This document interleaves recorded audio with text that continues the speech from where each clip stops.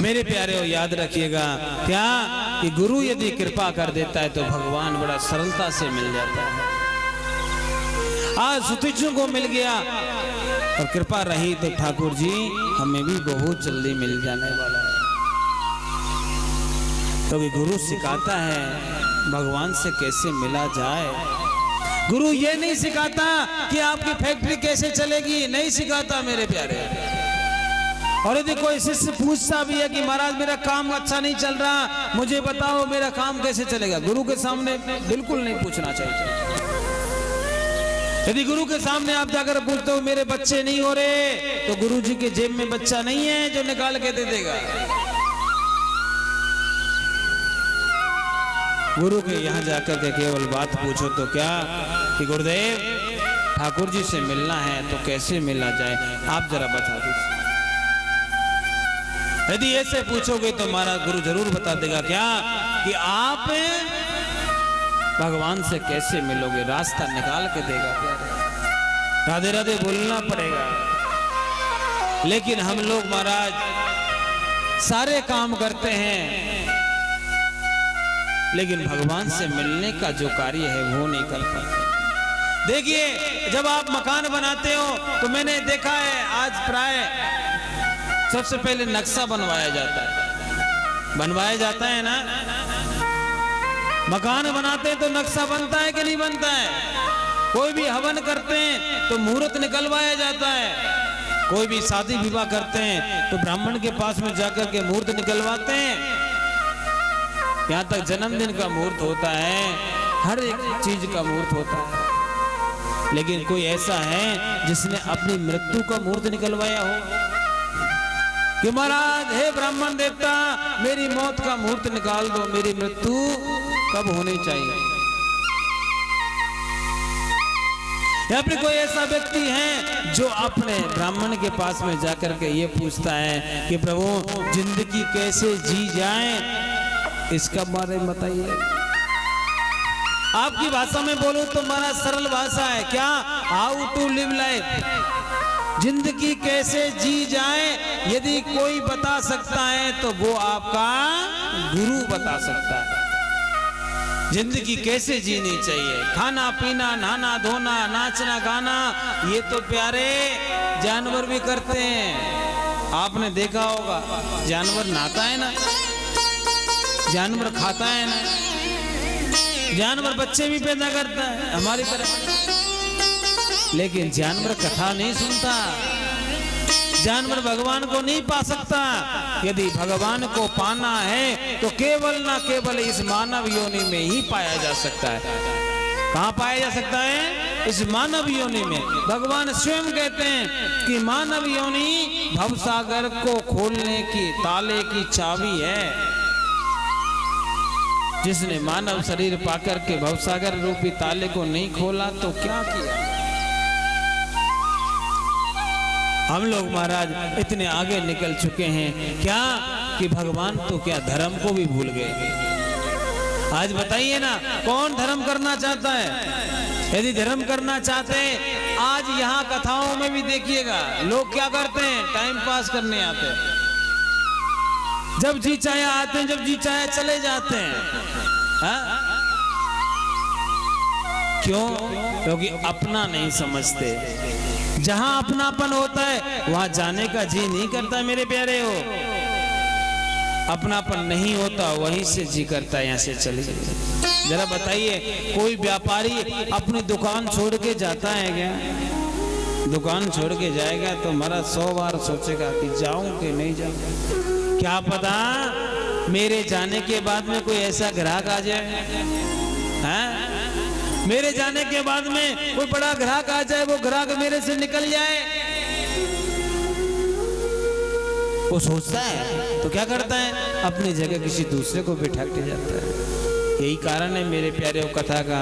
यदि भागवत जी में कब कहाँ कैसे व्यासी के मुख से कोई वाक्य निकल जाए, कोई भाव निकल जाए और महाराज हम सुन नहीं पाए, ये उसके लिए बहुत बुरी बात हो जाती है।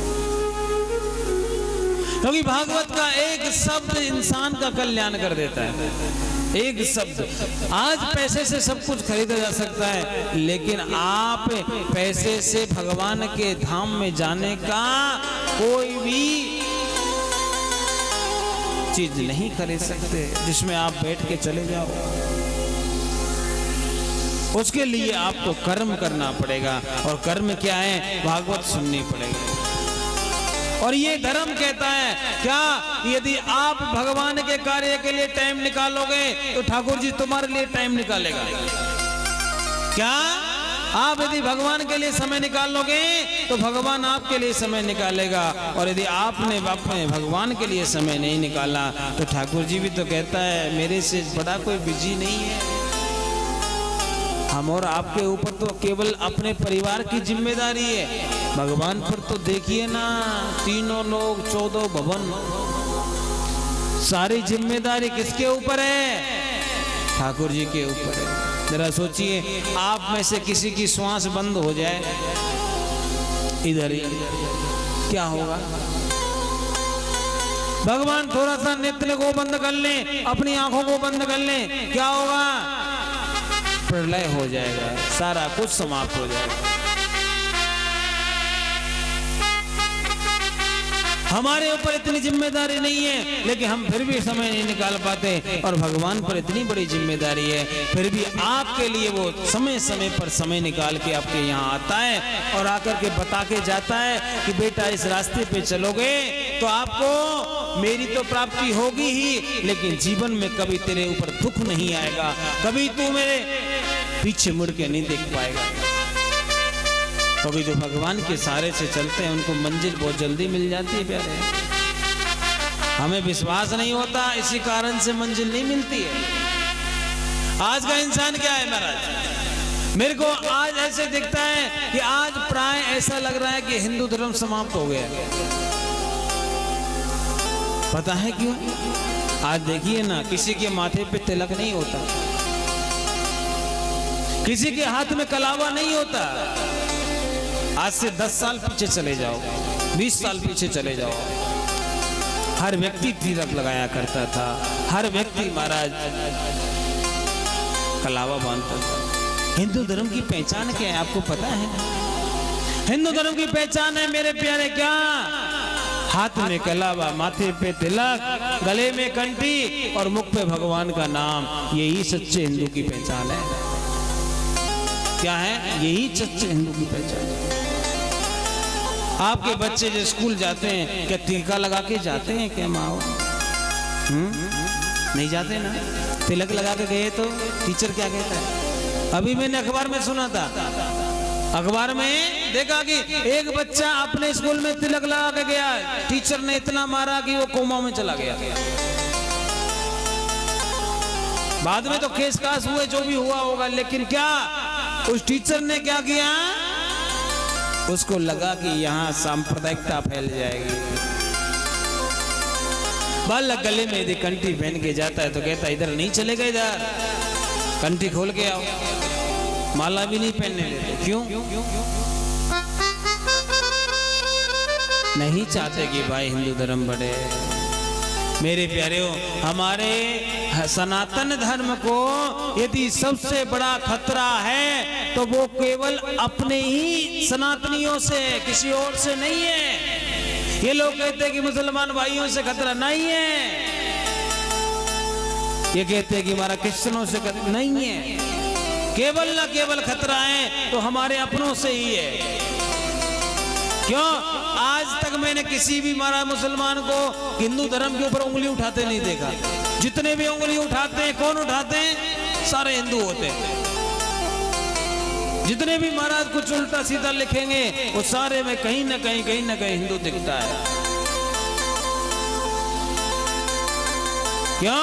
क्योंकि वो इन्हें महाराज उन्होंने सीखा नहीं, किसी गुरु की शरण में गए नहीं, तो वो क्या जाने हिंदू क्या होता है। एक लोहे की दुकान थी, मैं आपको बताना चाहूंगा प्यारे। एक लोहे की दुकान थी और उसी के सामने एक सुनार की दुकान थी। सुनार जब सोने को पीटता था तो सोना बहुत धीरे धीरे रोता था। क्या करता था? सोना धीरे धीरे रोता था, आवाज नहीं करता था। लेकिन जब लोहा पिटता था तो लोहा बहुत आवाज करता था, बहुत जोर जोर से चिल्लाता था। एक दिन सोने ने पूछ लिया, अरे लोहे तू क्यों रोता है, क्यों इतनी तेज आवाज करता है, क्या बात है तेरे को? वो कहने लगा, भाई मैं आपको बता नहीं सकता, मेरे को बहुत दर्द होता है। अरे प्यारे, पिटता तो मैं भी हूं, क्या मेरे को दर्द नहीं होता? लोहा कहने लगा, जरा एक बात बता, तेरे को पीटता कौन है? हाँ, तेरे को पीटता कौन है? सोना कहने लगा, मेरे को तो तू ही पीटता है, मेरे को तो तू ही पीटता है, कोई और थोड़ी पीटता है। लोहा कहने लगा, वही तो बात है, क्या कि मुझे तो तू पीटता है। क्या? सोना कहता है कि मुझे तो तू पीटता है। लेकिन लोहा जो था वो आंखों में आंसू भर के कहने लगा, तुझे मैं पीटता हूं इसलिए कम दर्द होता है, लेकिन मुझे पता है कौन पीटता है। मुझे तो मैं अपने आप को पीट रहा हूं, इसलिए मुझे ज्यादा दर्द होता है। क्या कि मुझे अपनों की वजह से ही चोट झेलनी पड़ रही, इसलिए मैं चिल्लाता हूं। यदि सोने तू मुझको पीटता तो मैं कभी नहीं चिल्लाता, लेकिन लोहा लोहा को पीटता है इसलिए मैं चिल्लाता हूँ। आज की कहानी भी यही है। क्या है? आज सनातन धर्म में पैदा होने वाला व्यक्ति 4 किताब पढ़ने के बाद सबसे पहले यदि उंगली उठाता है तो संतों के ऊपर उठाता है, सबसे पहली उंगली उठाता है तो महाराज ब्राह्मणों के ऊपर उठाता है, सबसे पहली उंगली उठाता है भगवान के भक्तों पे उठाता है। कहता है इनको तो कोई काम नहीं है। अरे पागल आदमी, यदि जिस दिन संत संसार से चले जाएंगे उस दिन संसार समाप्त हो जाएगा। क्यों? क्योंकि कोई राह दिखाने वाला नहीं बचेगा, तो फिर कहाँ जाएंगे भाई? संत ही तो कहता है कि बेटा धर्म करते रहोगे तो जीवन में उन्नति पाओगे, बेटा धर्म करते रहोगे तो संसार में दुखों से छुटकारा पाओगे। आज का इंसान महाराज जाता तो है मंदिर, लेकिन कब जाता है बताओ ना? जब चारों तरफ से संकटों से घिर जाता है तब मंदिर जाता है। और फिर मंदिर में जाने के बाद में भगवान को नहीं पूछता, पंडित जी के पास में जाता है, महाराज कौन सा ग्रह चढ़ा है बताओ ना। अरे बावले आदमी, यदि ठाकुर जी की चरण में चला गया तो तेरे ऊपर कोई ग्रह का प्रभाव नहीं पड़ सकता। क्यों? सारे ग्रहों को बनाने वाला तो मेरा कन्हैया ही है। कन्हैया कभी किसी के ऊपर ग्रह नहीं चलने देता। जो मेरे गोविंद के भक्त होते हैं उन पर कोई ग्रह काम नहीं करता है। मेरे प्यारे, राधे राधे बोलना पड़ेगा, और जोर से बोलना पड़ेगा, और जोर से। इसलिए कहते हैं ना, धर्मो रक्षित रक्षिता। यदि धर्म की तुमने रक्षा करी तो धर्म एक दिन तुम्हारी रक्षा जरूर करेगा।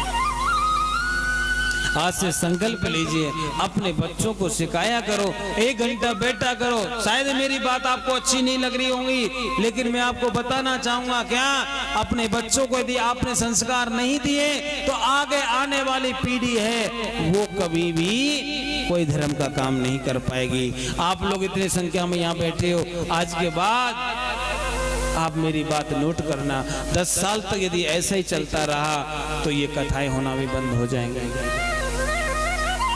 क्यों? क्योंकि बालक स्कूल में धर्म का कोई पाठ नहीं पढ़ता। स्कूल में क्या पढ़ाया जाता है बताओ ना? कोई गीता पढ़ाता है क्या? स्कूल में क्या महाराज भगवान से जोड़ा जाता है? नहीं। अपने धर्म के बारे में नहीं बताया जाता। माँ बाप की कैसे सेवा करनी चाहिए नहीं बताया जाता।